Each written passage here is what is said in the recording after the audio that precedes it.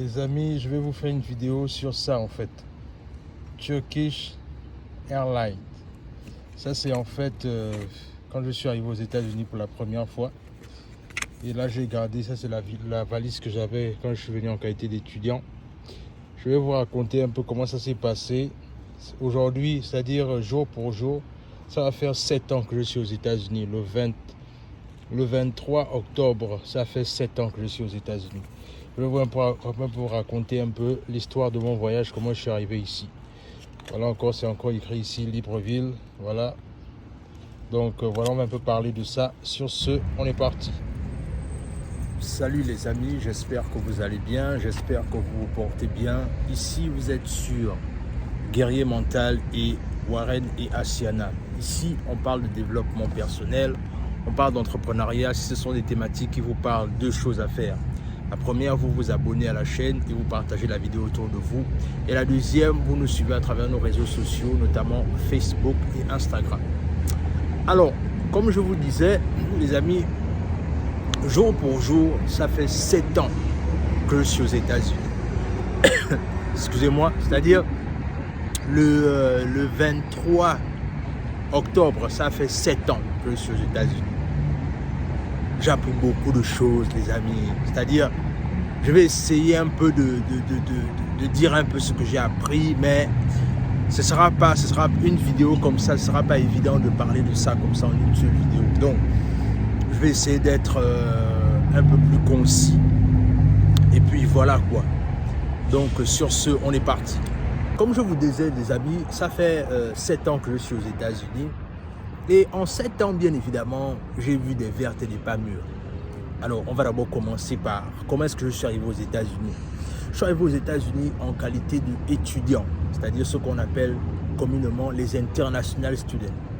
Je suis arrivé ici et à la base, comment est-ce que je viens? C'est-à-dire, c'était à l'époque là où j'étais au Gabon et je cherchais à aller en France à la base parce que la France a été mon premier choix.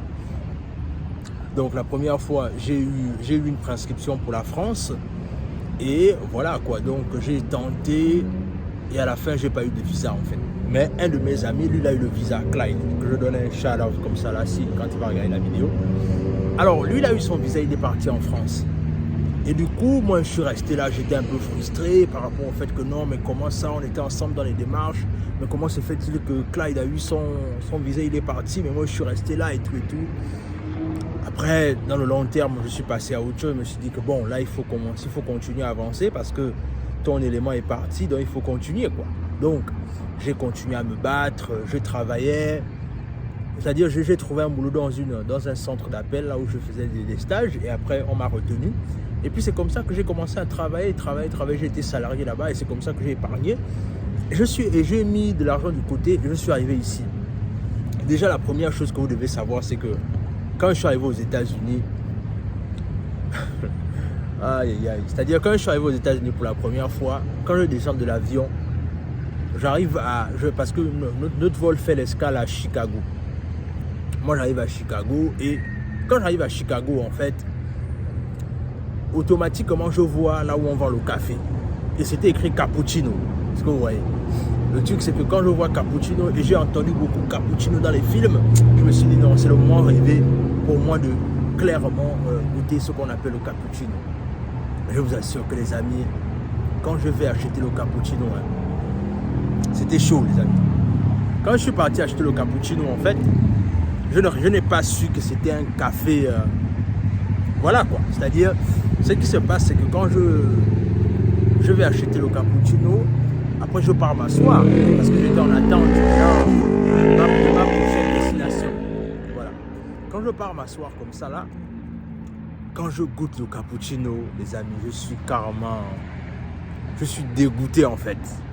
Parce que tu sais que en fait quand on dit cappuccino, ou je ne sais pas si c'était le mauvais cappuccino que j'avais pris, mais c'est un café fort et amer en fait. Et du coup j'ai regretté mes petits dollars que je venais d'avoir quand je suis arrivé aux États-Unis. Ça c'était mon premier baptême de feu. Et ensuite je suis parti à l'école, voilà, et j'ai commencé à aller à l'école. Et après, voilà, ça s'est passé comme ça s'est passé. Mais La première chose qu'il faut comprendre d'abord, c'est que ce que j'ai compris de toutes les façons, c'est que quand tu arrives dans la diaspora, quand tu viens pour étudier, c'est une multitude en fait. C'est une multitude de transitions que tu vas faire. Je m'explique. Quand je dis que c'est une multitude de transitions, c'est quoi? C'est-à-dire que en qualité d'étudiant d'abord, ce que j'ai d'abord réalisé, c'est que au début, tu commences à aller à l'école. Tu vas à l'école, tu te bats comme tu peux. Certains, ça se passe bien et pour d'autres, ça se passe plutôt mal.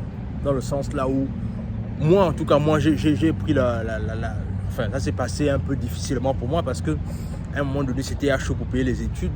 Et du coup, j'ai dû chercher ma route, comme on dit.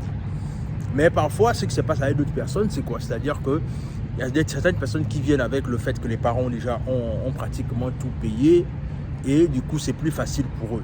Mais toujours est-il que c'est une sommation en fait de plusieurs transitions. C'est-à-dire quand tu viens, tu es d'abord étudiant, tu pars à l'école et tout ce qui va avec, tu essaies de t'en sortir, tu essaies de t'adapter avec la langue et tu essaies d'avoir des petits boulots d'étudiant de gauche à droite. Après, ce qui va se passer maintenant, c'est que il y aura la deuxième transition qui va s'appeler en fait le changement de statut. Alors, le changement de statut ici, c'est la partie là où en fait tu étais étudiant. Maintenant là, en fait, tu veux passer à une autre étape maintenant. C'est-à-dire que tu veux commencer à travailler légalement dans le pays. Et il y a certaines procédures que tu dois faire. C'est-à-dire, soit ça peut être le mariage, soit ça peut être, voilà, si par exemple tu es à l'école ou bien si par exemple tu trouves une entreprise qui veut t'embaucher, ils peuvent te donner les papiers en fait. Et ça, c'est la voie qui est souvent la plus souvent. C'est pas trop évident d'avoir cette voie-là. Je ne dis pas qu'elle n'existe pas, mais la probabilité de souvent, on va dire ça comment, d'avoir cette voie-là n'est pas toujours facile. Donc, c'est pas toujours facile de gagner les papiers par une entreprise. Et bien évidemment, après, il y a l'adoption. Si il y a une famille qui veut t'adopter, mais la réalité, c'est que l'évidence, c'est qu'à un moment donné, voilà, tu dois passer par ce que tu dois passer. Bref, que les vaccinés comprennent. Et ensuite, il y a la partie là où, en fait, la troisième partie, c'est là où tu commences à devenir salarié. C'est-à-dire, tu commences à travailler pour une entreprise, tu commences un peu à avoir un peu de sous. Et là, c'est la partie là où, en fait, à un moment donné, tu commences à gagner un peu de sous, tu commences à te mettre un peu à l'aise. Mais à un moment donné, tu comprends aussi que c'est pas le tout, en fait. C'est pas tout parce que le truc, c'est que tu commences à gagner un peu d'argent, tu commences à te mettre un peu à l'aise. Et comme dit Ricardo, et c'est là où la citation de Ricardo a tout son sens, c'est que c'est quand tu deviens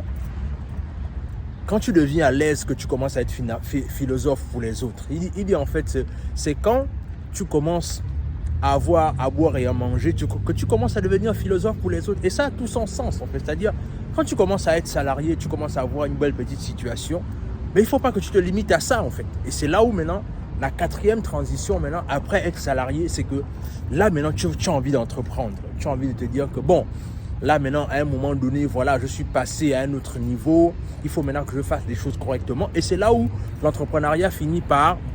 Et là où je finis par découvrir l'entrepreneuriat en fait. Je finis par me dire que voilà, il faut que j'entreprenne, il faut que j'essaye un peu de gagner des revenus en plus qui ne sont pas forcément attraits à mon salaire. Et c'est comme ça que je découvre l'entrepreneuriat, je découvre le mindset, je découvre la science du succès et je découvre plusieurs choses forcément qu'une vidéo comme ça ne pourra pas contenir. Mais toujours est-il que pendant ces 7 ans, il y a eu quoi? Il y a eu des moments d'apprentissage, il y a eu des moments d'échec, il y a eu des moments là où parfois même, au début quand je venais d'arriver, j'étais tellement dégoûté que je voulais même abandonner, je voulais retourner au pays. Parce que quand tu arrives, la réalité c'est que ce qu'on ne dit pas souvent, c'est que quand tu arrives, la situation des papiers sont une situation qui te donne les maux de tête, les amis. C'est-à-dire que tu réalises en fait que tu es dans une situation là où il faut que tu t'en sortes. Parce que la réalité c'est que si tu ne t'en sors pas, tu rentres au pays. Et quand tu rentres au pays, tu repars au quartier. Et la réalité c'est que quand tu repars au quartier, les gens que tu as laissés au quartier, eux, ils ne vont pas réaliser que non.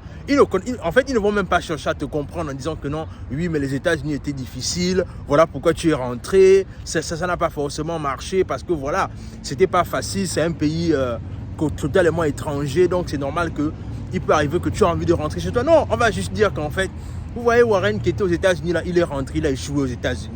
C'est ce que le quartier va retenir en fait. C'est ce que les gens vont retenir. Les gens ne vont pas retenir le fait que tu es allé, tu as quand même essayé et tu t'es battu. En fait, on va juste reconnaître que tu es allé te balader aux États-Unis, tu as échoué et tu es revenu.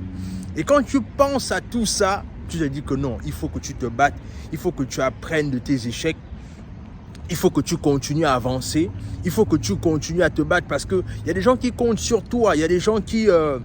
Il y a des gens qui regardent et parfois même tu es une source de motivation pour les gens qui sont restés en fait. Et c'est comme ça qu'à un moment donné, tu commences à te dire que voilà ce que je peux faire de mieux, voilà ce que je peux faire, etc. etc. Mais je vous assure qu'en 7 ans, je vous assure qu'il y a beaucoup de choses que j'ai apprises que si c'était à refaire honnêtement, je pense que si c'était à refaire, je referais la même chose. J'aurais peut-être pu arranger certaines choses d'abord, mais je ne regrette en aucun cas mon aventure aux États-Unis, je vous assure les amis. Parce que c'est-à-dire que voilà, c'est dans ça que j'ai découvert qui était le guerrier mental. Est-ce que vous vous rendez compte? C'est-à-dire, vous découvrez aujourd'hui le guerrier mental, mais le truc c'est que le guerrier mental est la somme de tout ça en fait. C'est-à-dire, c'est toutes ces transitions-là qui ont fait celui que je suis devenu aujourd'hui. Et que je suis en train de devenir encore davantage. Donc, en ces 7 ans, jour pour jour que j'ai fait aux États-Unis, la réalité c'est que je continue toujours d'apprendre. Je ne me satisfais pas, je ne me contente pas parce que je sais que à partir du moment là où je vais commencer à me contenter, c'est que quelque part, je suis peut-être en train de préparer ma chute. C'est la raison pour laquelle je ne me contente pas d'une situation, je ne me contente pas d'un emploi, je ne me contente pas. Je suis toujours en train de me challenger parce que je pars du principe que j'ai des capacités, j'ai du potentiel que je peux davantage encore faire valoir. Et toi aussi, dans ton parcours, que ce soit en Afrique, que ce soit dans la diaspora, tu dois toujours te poser la question de savoir qu'est-ce que je peux faire davantage pour me challenger afin que j'aille toujours à un niveau supérieur en fait. Mais la réalité c'est que tu ne dois pas te contenter, tu ne dois pas en fait te contenter d'une certaine situation. Parce que à partir du moment où tu commences à te contenter d'une certaine situation, c'est là où tu commences à connaître ton échec en fait. Donc vraiment c'est ce que je voulais partager avec vous, mes 7 ans de parcours aux États-Unis. Voilà, je suis arrivé un 23 octobre 2015 et aujourd'hui je suis là parmi vous par la grâce de Dieu. Voilà 7 ans après. Il y a beaucoup de choses que j'ai pu apprendre comme je vous le disais. Et il y a beaucoup de choses que je souhaite encore apprendre et que Dieu continue encore à m'utiliser encore et à me diriger. Et que cette chaîne continue encore à grandir parce que c'est vraiment le but de ma démarche. Faire en sorte que cette communauté puisse grandir. Les amis, dites-moi ce que vous en pensez en commentaire. Abonnez-vous à la chaîne, partagez la vidéo autour de vous. Partagez également votre expérience en commentaire. C'est-à-dire qu'est-ce que vous avez appris depuis que vous êtes à l'étranger ou pendant que vous étiez à l'étranger ou peut-être ceux qui veulent venir à l'étranger. Dites-moi ça en commentaire, abonnez-vous à la chaîne, partagez la vidéo autour de vous, laissez un like, laissez un commentaire et sur ce, on se dit à la prochaine.